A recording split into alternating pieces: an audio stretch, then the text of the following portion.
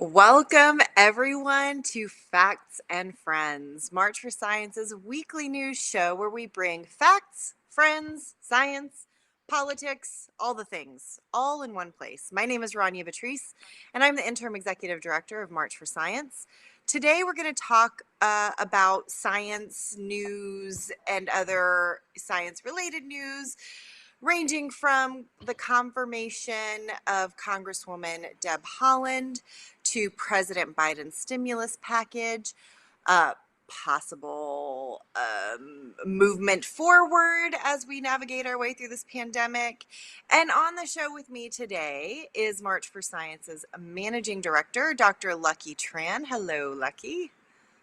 Hello, how are you doing? Good, hanging in. And of course, Yeah, it's we've been a got big March for week. Science's. Yes, it has. Lots going on. And also with us is March for Science's organizing director, Cody Hankerson. Hello, Cody. Hi, Rania. Hi. So lots and lots and lots going on this week, as Lucky said, and all of us have been experiencing in real time. But I'm just going to switch things up a little bit because we want to, and quite frankly, we get to. So we want to talk about what is keeping us hopeful.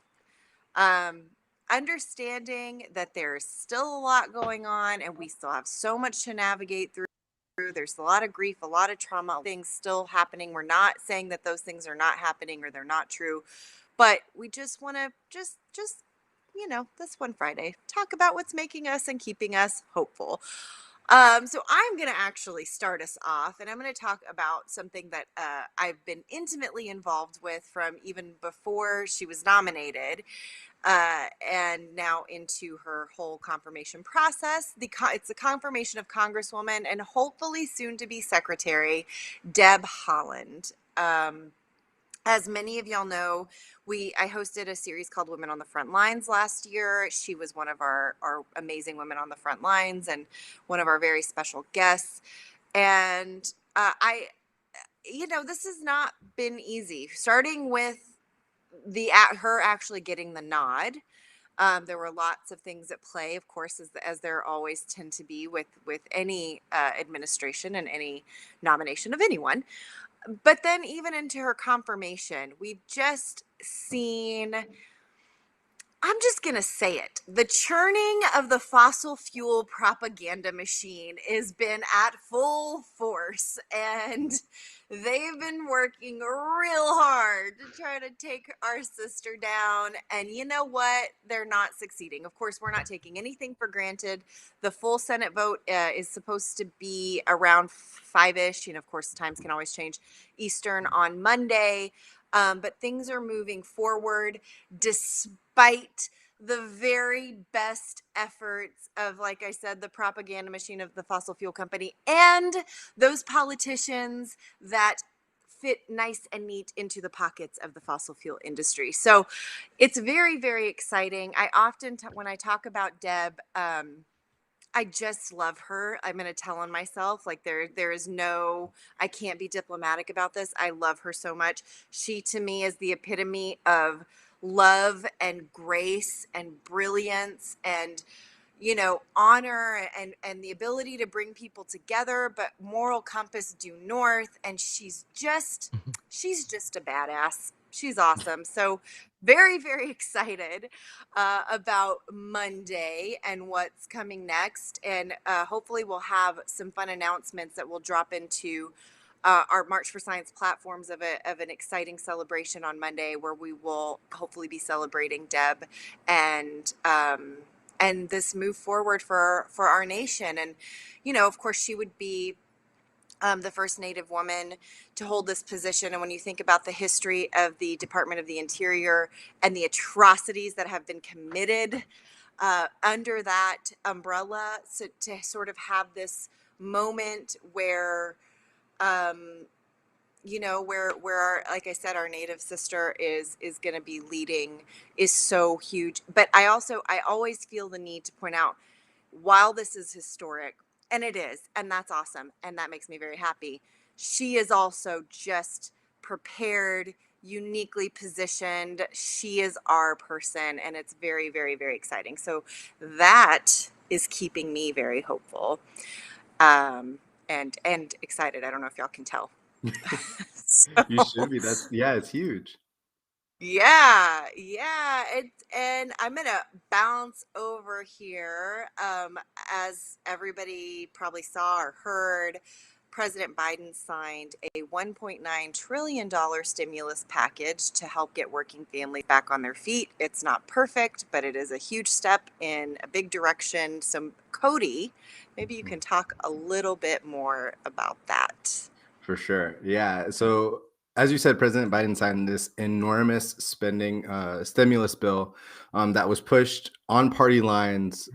But for good reason, this package is so different than the other packages that were pushed through Congress, in that this has such targeted efforts to try and help out working families and all the families who have been directly impacted by the pandemic. And it includes not only like the $1,400 stimulus package, but it also includes child tax credits that are supposed to help reduce child poverty by like 45%, which, if you think about that, the fact that we could have done this at any time and now we're just now doing it, regardless of the circumstance leading up to it, I'm just so happy, because I can think of a lot of people that I talk to on a day-to-day basis that are struggling. They lost their jobs at some point during the pandemic. Especially, there were a lot of organizers that I worked with during the 2020 campaigns, and they're amazing people, extremely talented, and they lost their jobs. And all the people who they were organizing during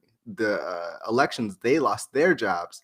And so they're all in this like collective group looking for Congress to, especially the Congress that they work to elect, to actually return that favor and to take care of them when they need it the most. I mean, there are a lot of people who want to be working and they just can't get that help. And this is going to be such a relief. And that brings me a lot of joy, just being able to know that of all those people who were out there and struggling, at least this month, they're going to have like rent and some food in their fridge, and maybe be able to order from a local restaurant and just be able to spend time with their family and breathe. Because I know for a lot of people that economic stress is just compounded by the pandemic and is compounded by everything else.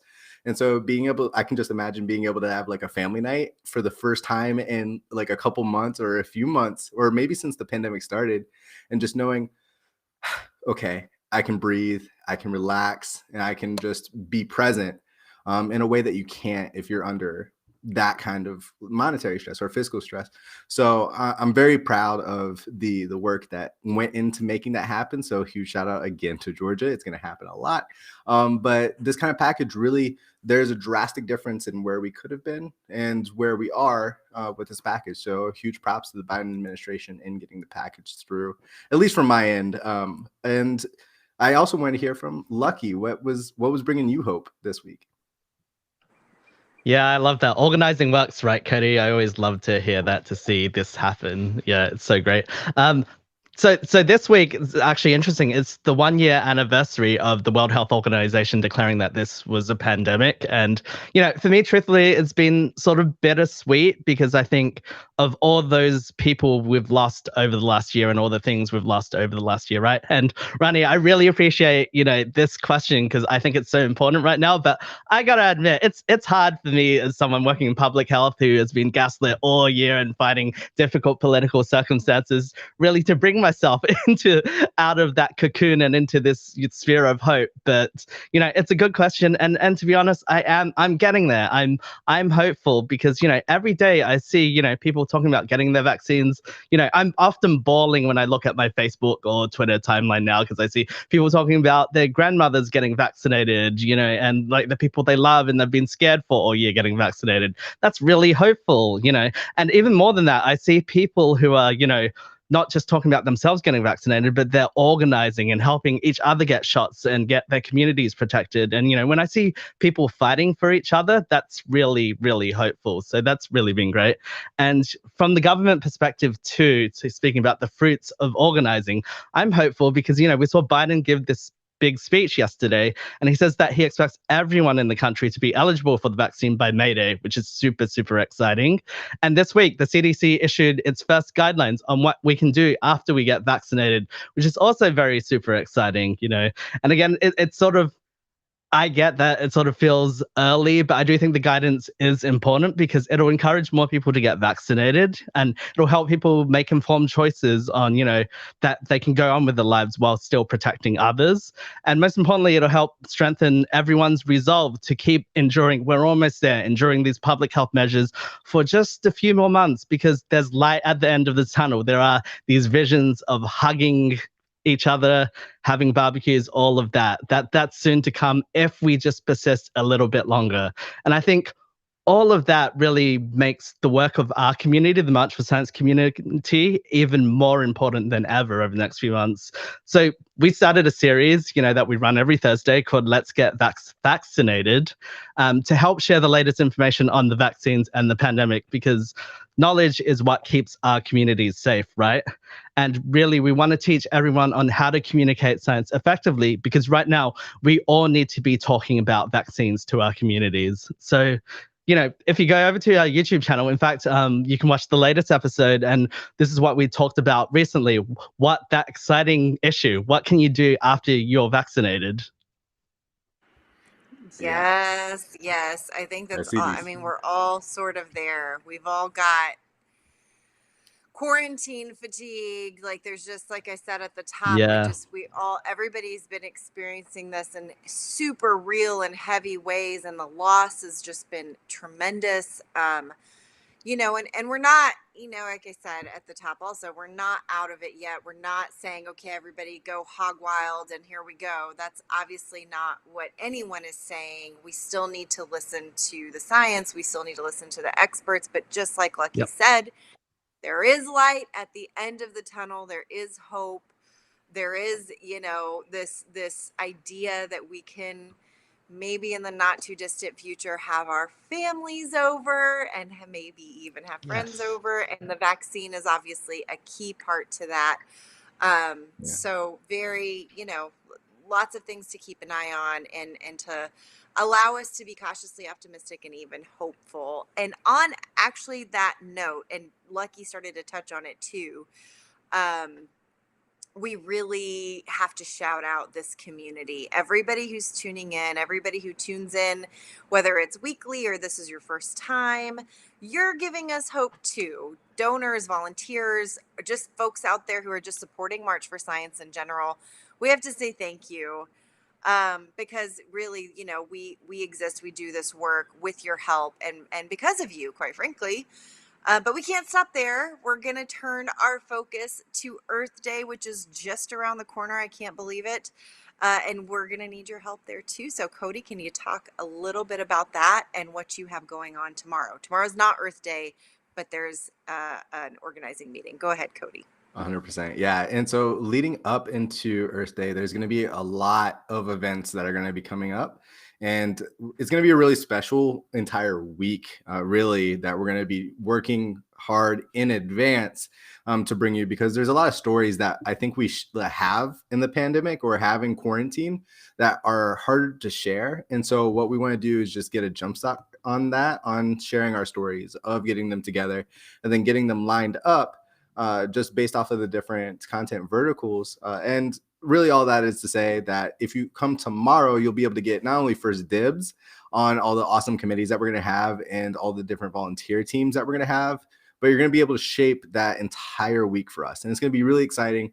I know this year we aren't going to be able to march, but being able to tell the stories that are from people who did the 2017 marches, or even if you've never marched before, being able to come into the movement and in preparation for next year when we are able to march, just get a sense of community and be able to meet other people who are in these different fights or who are going to be, as soon as we're able to come out of this pandemic, be on the front lines of a lot of these battles that we're going to be having to still save the planet. So coming tomorrow at 12 p.m. Central or 1 p.m. Eastern is going to be awesome. We already have the Facebook event live on our page, so you can go there, go to the Zoom link, register, and then we'll see you tomorrow. But it should be a lot of fun. I hope to see y'all there.